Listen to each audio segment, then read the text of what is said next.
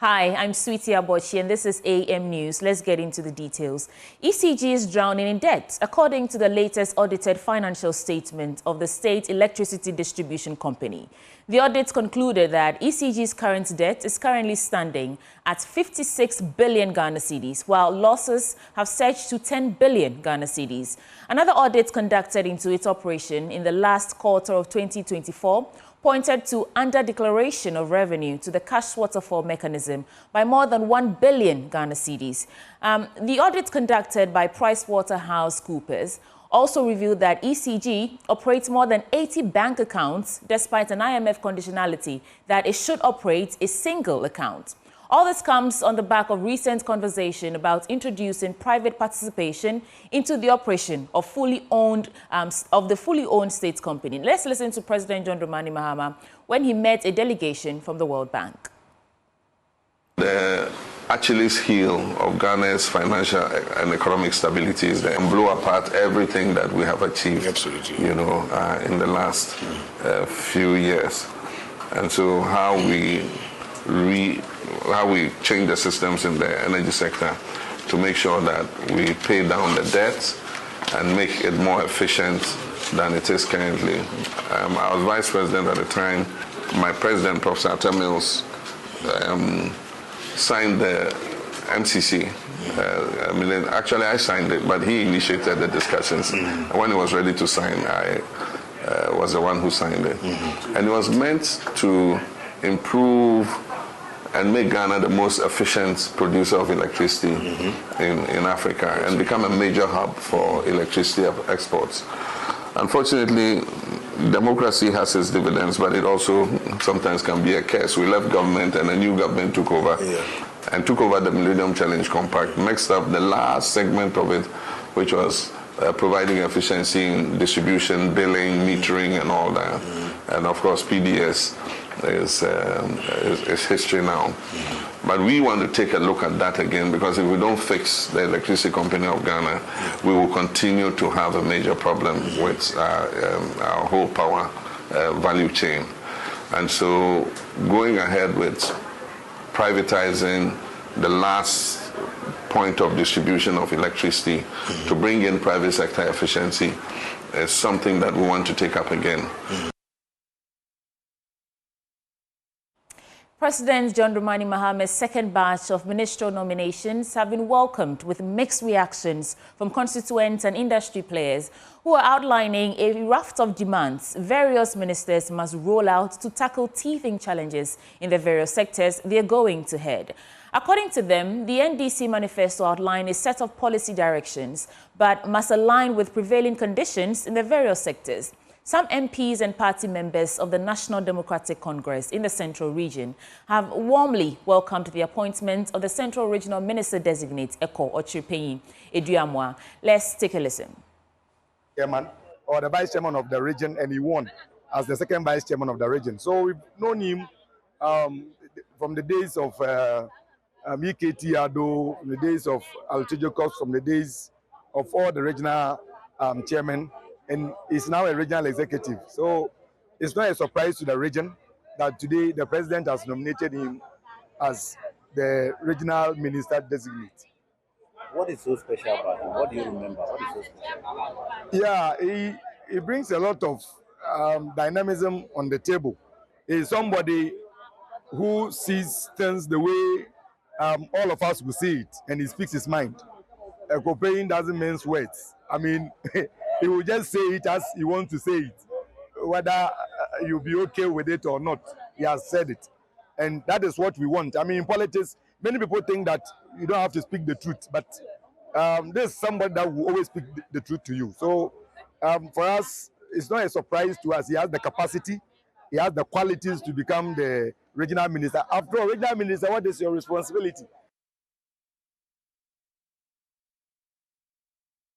We'll discuss the fallouts from this and many more in our big story segment. But in other stories, danger looms on the Malam Interchange as loose asphalt on the expansion joint have created what drivers describe as seeming potholes on the newly asphalted overpass.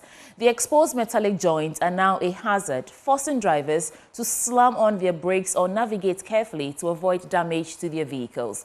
Those who fail to do so bear the brunt when they eventually end up at fitting shops and are grappling with costly repairs. Frustrated drivers say the situation not only threatens their safety, but also puts a strain on their wallets. My colleague Ashali was at the scene and has filed this report. Michael Ashali.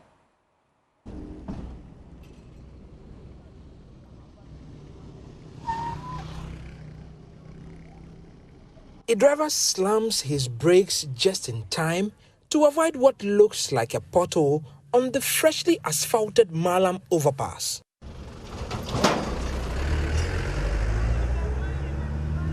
It's not a pothole, it's an exposed expansion joint.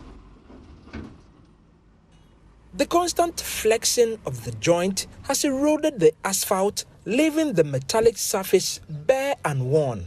Now, a hazard disguised as a pothole, it forces drivers to sacrifice speed to save their vehicles.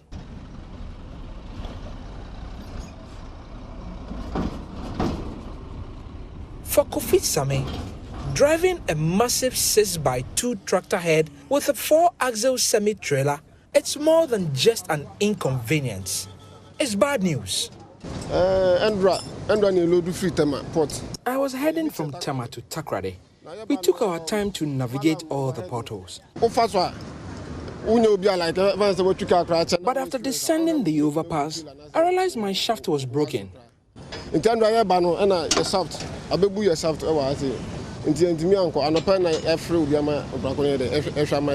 The container owner keeps calling, but we had to fix it first. We have already spent over 1,200 cedis on the shaft, excluding workmanship. 1,005 and I workmanship. Sami isn't alone. Drivers using that stretch of the highway are frustrated, as the situation often leaves them with costly repairs at the fitting shop. My spring could break, and my tire could puncture. It's not good. Part of my vehicle losing after using the interchange, and even after fixing, it happens again. The exposed expansion joints is just one of the problems drivers have to deal with on this particular overpass. These metals that seem to have come loose are just one of those, and the fear for some of them is that by a risky choice, you may just puncture your tire and be left stranded on this bridge that has no other exits but to head towards the Makati Hill area. Some passengers are equally concerned. They are quick to arrest us for breaking the law.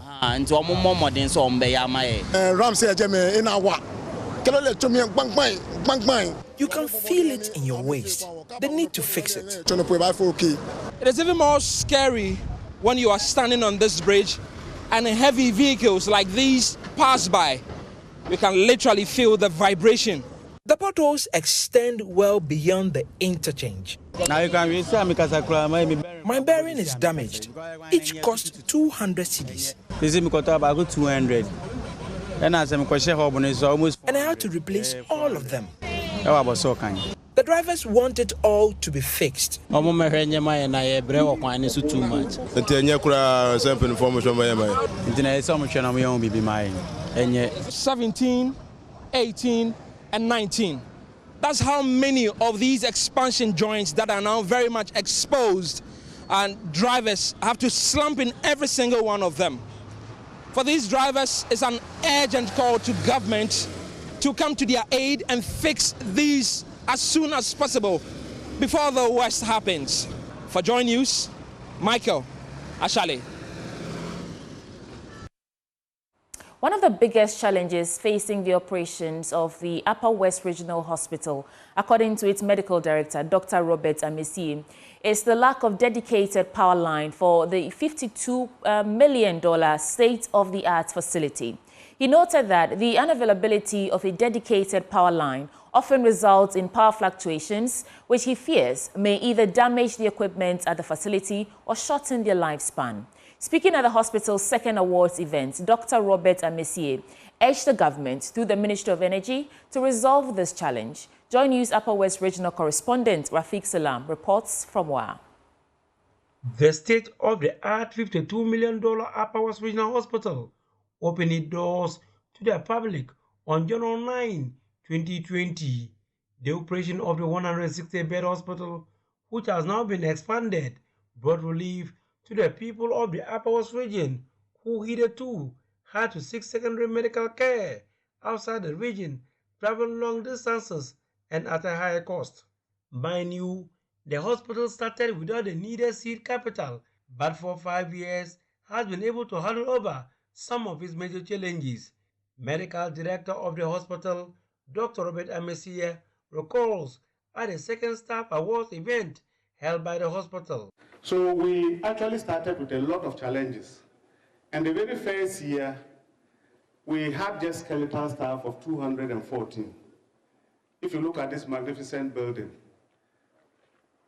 it is so difficult for 214 people to manage it. And when we began, the doctor population was just 4.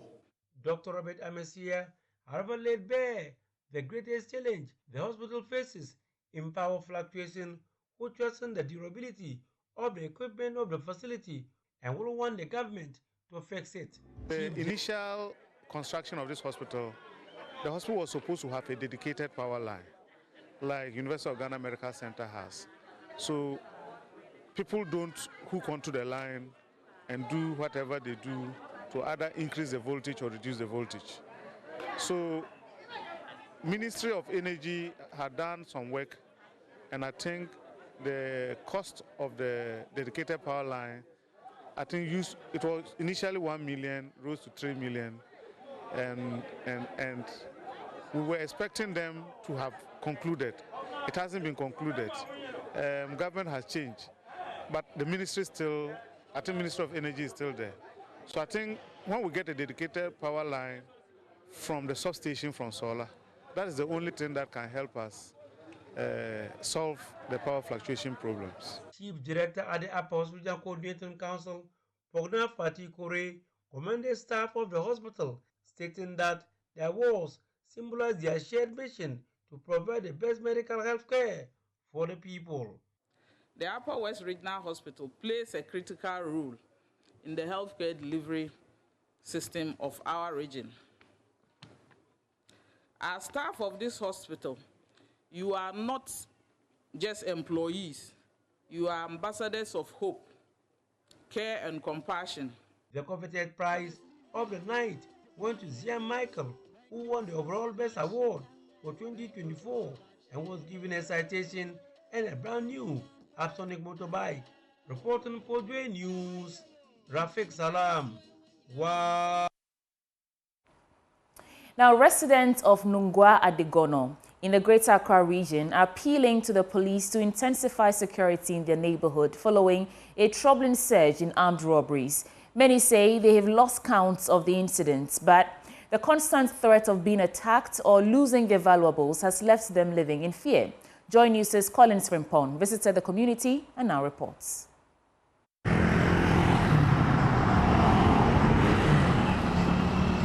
Residents of Nungua Adigo, a community in the Krowo Municipal Assembly, are living in constant fear as a wave of robberies sweeps through their neighborhood. Many have traumatic stories of attacks. Some were ambushed by unidentified assailants on motorbikes, while others have had their valuables snatched in broad daylight. A local businessman, popularly known as Chief, and other residents recounted their experiences to Joy News, describing the persistent fear that now hangs over the community. Robberies are becoming rampant in this community. I personally experienced one where the robbers, armed with guns and knives, took all my valuables, including money. There was some time ago, you hear that these theft and all those things happen at night, but now during the daytime it even happens. Because recently a friend of mine went through, she was going to work, she had an afternoon shift, so she was going to work, she entered the taxi and she was seated at the front and someone pointed a gun in the taxi on her head and told her to bring all the items that she has on her, so the money, the phone and everything, and she was forced to do that. And I've been hearing so many recent incidents like that happening in this area, which is very bad, and I'm kind of scared from. Sometimes I stay at the down there. Because of that stealing, it always put panic in me. Residents lamented the alarming frequency of these attacks, often occurring in isolated areas of the community. Many say they have lost count of the incidents. I've seen it not once, not twice. Just recently, during the Xmas time. A lady, they were moving towards their house. Just at this very junction. A motor rider, they were passing. Two were on the motor, they were passing. Unawarely, they snatched her phone. That one I can't tell, but a coso. What I say, I don't know a coso until me to make us say started say and I say started I say. The community is urgently calling on the police to intensify security measures and help restore peace and safety to their lives. I employ the police and other agencies, security agencies, to patrol at least once in a while, during the daytime and at night, just to make sure that there's extra security around here and then the theft and all that reduces, because it's getting worse in this area, which is very bad for us. I will urge the police service to increase their presence in this community as the situation has become very challenging for us. Collins Frimpon's report for Joy News. In other stories, Ghana Cocoa Board's anti-smuggling task force has intercepted over 1,470 maxi bags of cocoa in the Bono region, suspected to be heading out of the country. Speaking in Sunyain after unpacking the uncertified cocoa, the regional administrator of Cocoa Board, Michael P.K. Asumanu, who described the unidentified perpetrators as nation wreckers, called for stiffer punishment to serve as a deterrent to others. Precious Semevo tells us more.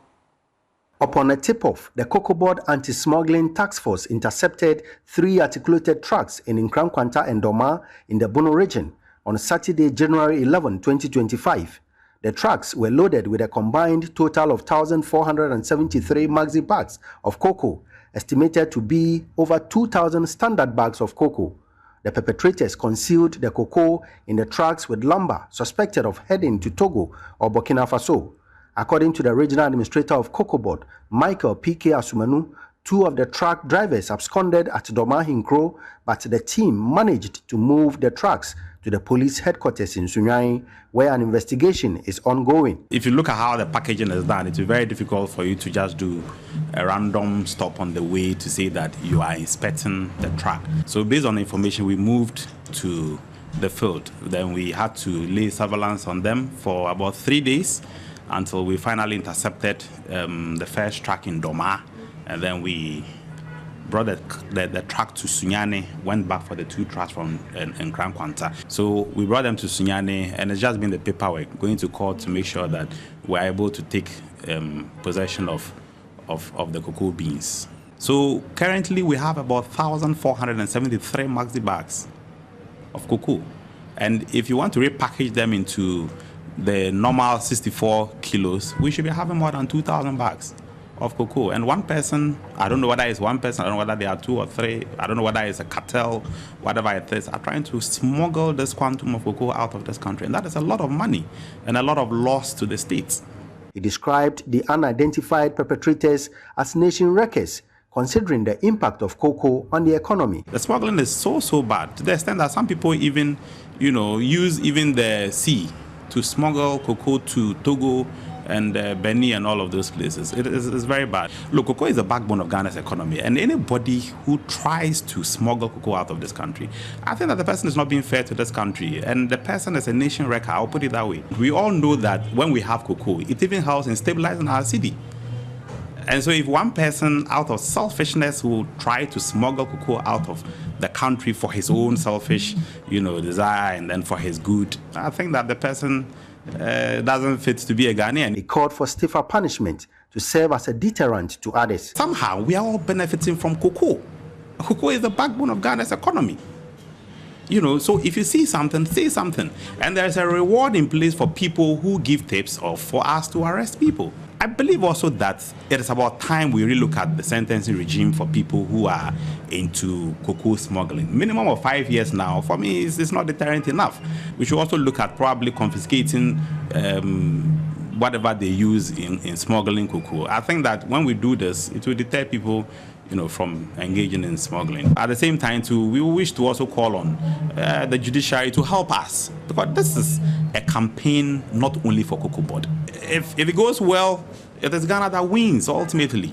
The cocoa is being moved to Kumasi. Like the inscription on one of the trucks, Ghana's enemies are not far from the country. Precious Semevo, Joy News, Sunyain. Away from that, here's a question for you. Have you nominated that extraordinary person in your community who is making remarkable contributions and inspiring others to follow suit yet? The Joy News Impact Makers Awards is the perfect platform to amplify the voice of your community change maker as they make significant strides in diverse categories such as health, education, water and sanitation, technology, and many more. Join us as we acknowledge our heroes and get the recognition they deserve. Here is why you must nominate that awesome person now. We'll tell you more. The award, Lamisi Music Foundation also partnered with me, and we gave about 500 pads, sanitary pads, to girls in rural communities who cannot afford it. Because of the award, Washington Foundation partnered with me as well to also give 100 unit school uniforms to some rural communities also in Boku West, Garo, and Congo district. Because of the award, we partnered with Rest Philanthropy, also partnered with us to give about 300 footwears to students here who cannot afford to wear school footwears to school. The award has afforded me the opportunity to also have patriotism campaigns. Schools are now inviting me to come and talk at their various senior high schools to motivate their children to be selfless. I can go on and on and on, but I want to say that the award has really benefited me and has helped me and has given me credibility and has enhanced my authenticity nationally. And we want to say a very big thank you to the Joy Impact Makers Award team, and we say more grace to your elbow. We say that we don't take this opportunity for granted, for indeed looking at ordinary individuals like us and celebrating us as national heroes. It makes so much encouragement for us. On all social media platforms, we are Joy News on TV, and details about how to nominate your community hero will be there. That takes us to the business update segment with Benjamin Akapo. This is business. Welcome aboard. Now, the American Chamber of Commerce, Ghana, is calling for a robust payment plan between the government of Ghana and American companies over debts owed them to send a positive signal to the investor community. The push comes at a time where a U.S. senator, who is also a ranking member on the U.S. Senate Committee on Foreign Relations, in a letter to the U.S. Treasury Secretary, argued that pressure should be brought on the IMF to ensure these debts running into $251 million are paid. Speaking to Joy Business, Executive Secretary, American Chamber of Commerce Ghana, Simon Maggi, insisted a deliberate effort had to be made to pay these debts owed American businesses. Different approaches. Government people have their way of carrying out advocacy, and businesses also have their own way of carrying out advocacy. I'm not in a position to make a determination on the approach deployed by the senator. But what I'm in the position to say is that we have to look at the issue of payment to companies critically. And it is, one aspect which will send a signal to the rest of the investing public or the international business community that indeed Ghana is open for business. And these businesses have been here for some time, so they understand the country's peculiar situation. But the dialogue with a concrete plan as to how they will be paid for their goods and services supplied to government will be a step in the right direction, which will position Ghana as a favorable place for foreign direct investment.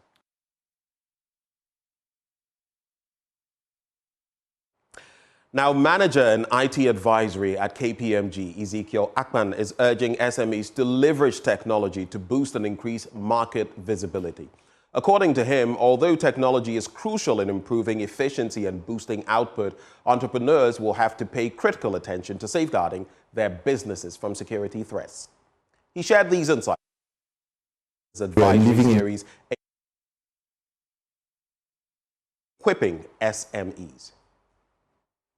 Living in a digital era, people want convenience, people want to stay at their homes, at their offices, and have access to products and services. And so really taking advantage of this technological advancement really puts you in a better position to expose your business to potential customers you might never reach within your jurisdiction. At KPMG, one thing we look at and we take seriously is actually information security.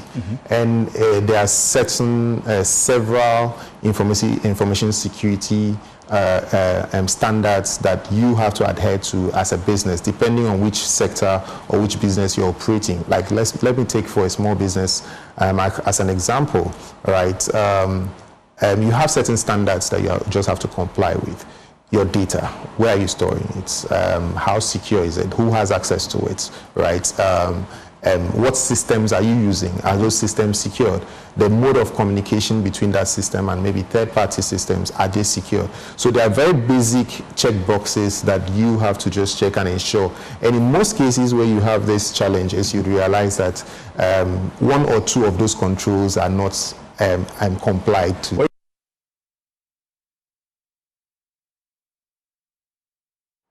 Well, from there, let's head right into our currency market updates.